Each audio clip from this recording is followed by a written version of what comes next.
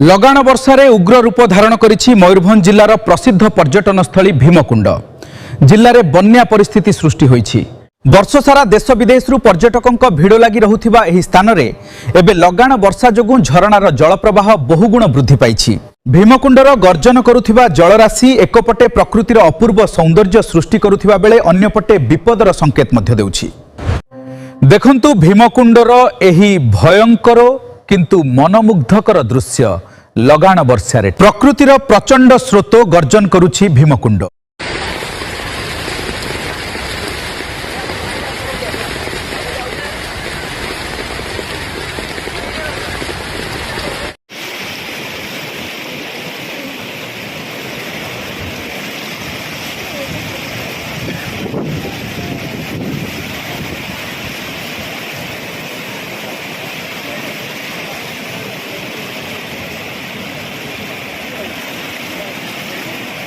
बड़कुन झुलुची जगह